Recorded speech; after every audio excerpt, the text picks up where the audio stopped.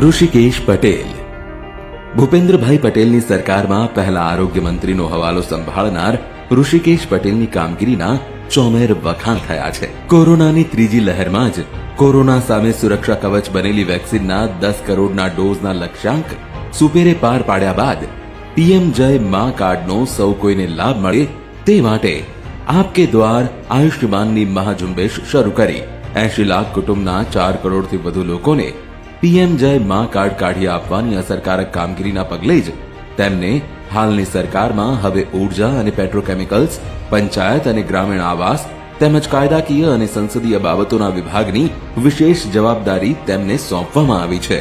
તેમના વિભાગ દ્વારા કરવામાં આવેલી કામગીરીથી ગુજરાત ઉત્તરોત્તર પ્રગતિ સાધી રહ્યું છે. તેમાં ભારતનું સૌપ્રથમ 24 કલાક કાર્યરત સોલાર પાવર્ડ વિલેજ એટલે કે મોઢેરા ગામની આજે સૌ કોઈ મુલાકાત લઈ રહ્યા છે.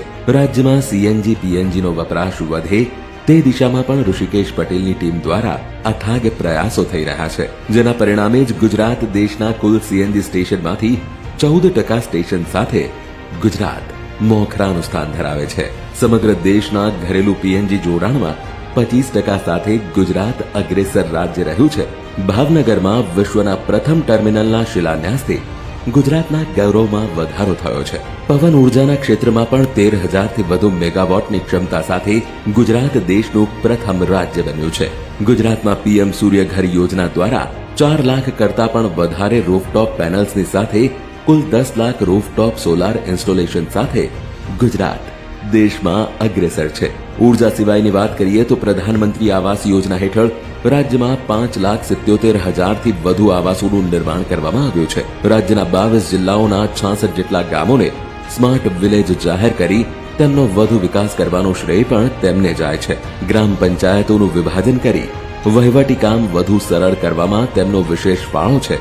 ડિજિટલ ગુજરાત યોજના હેઠળ 8,000થી પણ વધુ ગ્રામ પંચાયતોને હાઈ સ્પીડ ઇન્ટરનેટની સેવા પૂરી પાડવામાં આવી છે અને તેમાં પણ ભારત નેટ ફેઝ 3 યોજના હેઠળ એમઓયુ કરનાર ગુજરાત દેશનું પ્રથમ રાજ્ય બન્યું છે. ઋષિકેશ પટેલ અને તેમની ટીમ દ્વારા કરવામાં આવેલા કાર્યોની સૂચિ આમ તો બહુ લાંબી છે, પણ જે ઉત્સાહથી તેઓ કાર્ય કરી રહ્યા છે તેમાં ગુજરાત વધુ અગ્રેસર બનશે તેમાં કોઈ બેમત નથી.